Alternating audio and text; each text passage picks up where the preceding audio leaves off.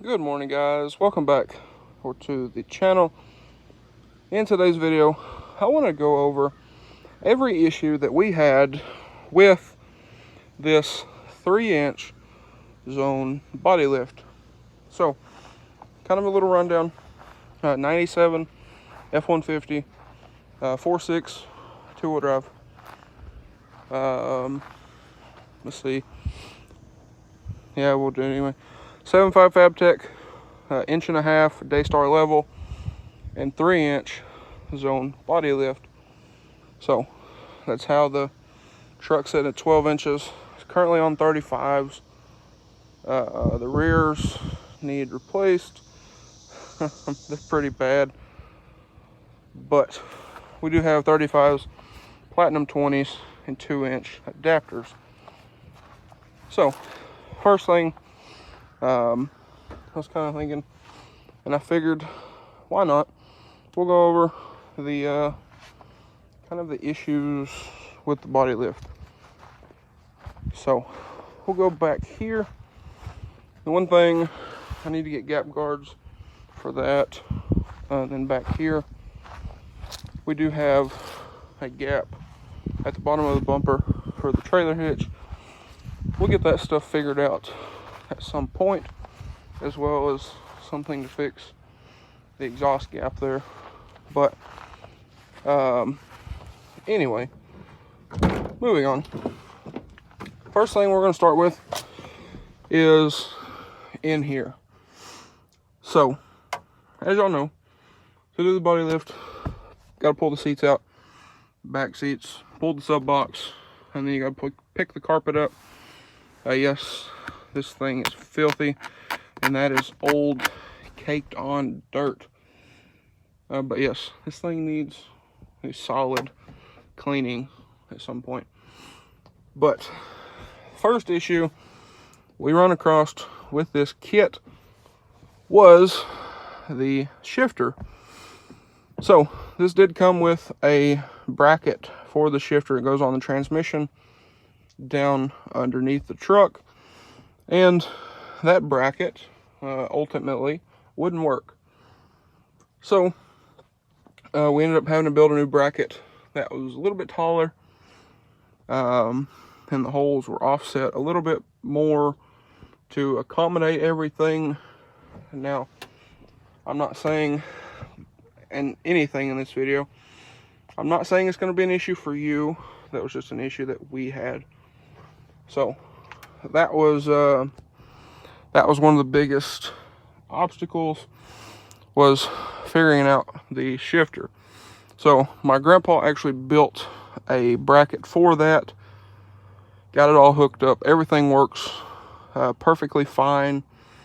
But like I said, I just wanted to record some of these things. If you're thinking about doing a body lift, you might want to think about.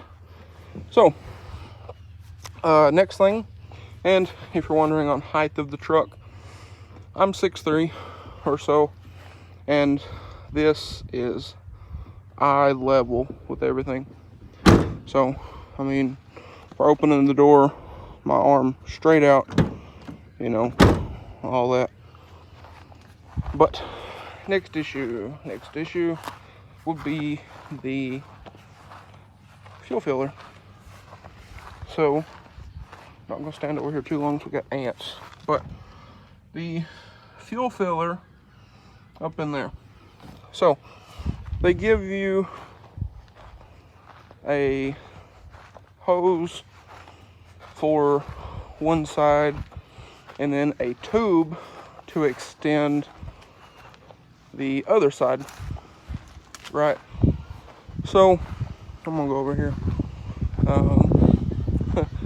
Neighbors screaming over here. But the tube, and then a little, I don't even know what you call it, like a piece of pipe to cut and extend your filler neck. So on that truck, we did it as you should, right? Don't worry about this. These are going to storage. These are getting painted to go in the truck. But also, guys, I just got finished with both of these videos and started editing, and I noticed I didn't mention this, been trying to mention this, but we're getting very, very close to 2,000 subscribers, which is amazing to me. And thank y'all for all the support on the channel. But currently speaking, at the time of editing both the videos I filmed today, we're at 1,678 subscribers, somewhere in there. So, if y'all would, please give this video. But anyway, guys, like I was saying, if y'all would, please drop a thumbs up and comment on this video. Share this video with your friends and family. And if you're not already, please be sure to subscribe. I really do appreciate it. But anyway, guys, let's get back to the video. Okay. Anyway, had to give it a minute. It got pretty heated over here across the street. Screaming and cussing and everything else. But anyway, like I said, they give you a little sleeve. You cut the rubber tube of your filler neck, and then you extend it in 2 hose clamps, you know, whatever. Should be pretty simple, right? Well, in that instance, it wasn't. So after, again, reading the instructions, make sure we're good. We put everything together as you should, and put the bed on, and noticed that the filler neck was kinked. After we bolted it up and everything, it was kinked, so you wouldn't have been able to put fuel in it.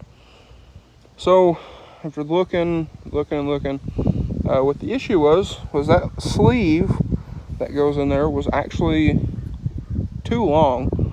I believe, if I remember correctly, we cut like 2 inches out of it. If I remember correctly, don't quote me on that. I'm not saying you should cut 2 inches out of it, but what we did was measured everything, and I think, if I remember correctly, like I said, I think we determined was around 2 inches. And what it did was, so you have your bedside here, your fuel tanks here, you have your tube that comes up and then connects. And what the deal was down here at the sleeve, it was too long, it pushed it out too far, and then when it made the turn up to go to the filler neck, it was too long, so it kinked it off down here. So that was an issue. Luckily, we didn't have to pull the bed back off to correct that issue. We did pull the bed off to make life a little simpler.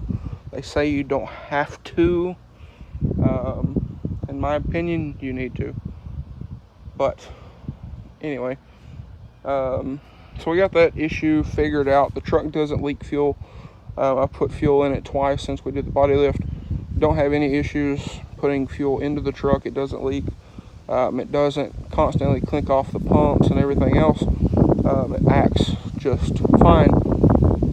So, moving on to the next issue with the fuel filler neck is, so you have your larger tube here with the sleeve, and then you have another, it's like a rubber hose.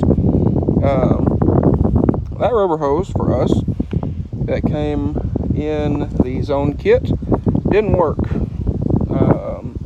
It's too small around to go over the filler neck on the truck, so had to run and get a slightly larger tube to fix that. Not really a big deal, but again, I just want to kind of note these things for y'all.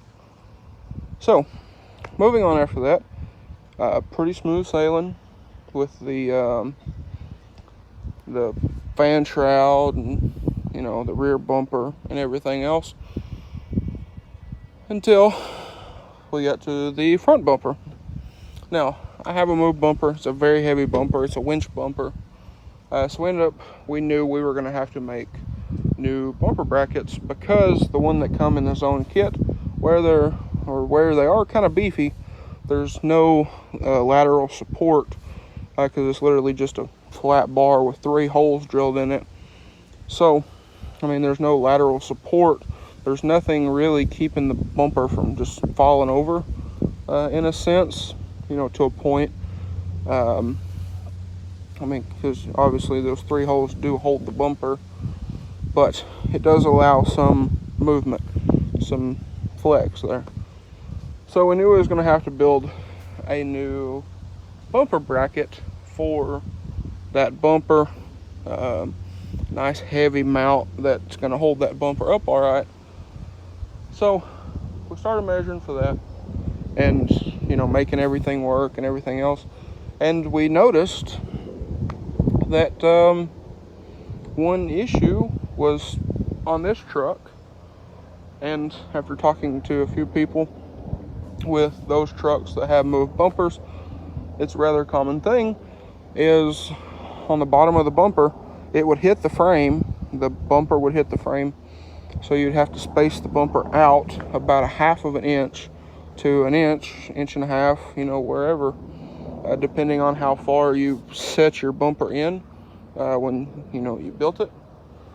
So in our instance, we would have to have spaced it out 1 inch, which is it's a pretty good ways. And then another issue at hand would be that the frame sticks out underneath the bumper about 1/2 of an inch. Now my buddy Kevin, super good guy, he's got a supercharged, I believe it's a Lightning supercharger on a 5.4 that he uses for mud races and things of that nature. Sent me this picture. And I will say a big thank you to Kevin, because he does have a 3-inch body lift on his truck with a moved bumper. So I sent a bunch of messages back and forth when we did this one, and he was super helpful. So big shout out to Kevin. But as you can see there, the frame hangs out underneath the bumper about 1/2 of an inch. Now, some people, that's not a big deal. To me, I don't want to look at the frame sticking out there and then have to space my bumper out even further than an aftermarket bumper already sticks out on these trucks, especially with a winch bumper. So what we did is we cut the frame back at a like a 45 or so, bent the ears of the frame out and bent it up. That took care of both of those issues. Doesn't look the best. Looking back, I probably would have just cut that portion of the frame off and capped it, but I wanted to keep that there in case I ever took the body lift off, along with everything. We didn't want to make anything permanent, that way I still have the option to take it off if I ever want to take the body lift off. But that's let's see, I think that's it. One more thing, actually, battery cables. So I know some people have had this issue, some people don't, but the factory battery cables were too short. In my case, what I had to do to get them hooked over the terminals on the battery was to tilt the battery over, put both of our leads on, and then set the battery back down, ultimately stretching our cables. And then on these trucks, by the upper control arm on the passenger side at the back, there's a ground there with a little holder that's something like that. The battery cables pass through it, and then it attaches there, and there's also a ground cable there. We had to remove that little hold down to be able to even hook the battery cables up. And then, like I said, we had to tilt the battery, hook everything up, and then set the battery back down, stretching the cables. So what we did to combat that issue, and those battery cables needed replaced anyhow because the negative cable was corroded. So what we did were I ordered some 1-aught cables from GP Car Audio, got those installed, and we're good to go there. They're longer, they're upgraded, thicker cables. So just an upgrade all around there. But I believe that is all of the issues that we had with said body lift. Now, necessarily, do I regret it? Yes and no. As y'all know, I did the body lift because I had 20x14s, 2-inch adapters, and 37s rubbed. I wanted to get this truck fixed when my 6.0 here broke down with this wiring issue. So, well, the quick solution, we'll buy a body lift, throw the body lift on there, get it clearing, and I don't have to find new wheels or cut up my perfect fenders or anything like that. And then by the time we got the body lift done, I had got rid of those wheels and tires, and now it looks kind of weird with 35s.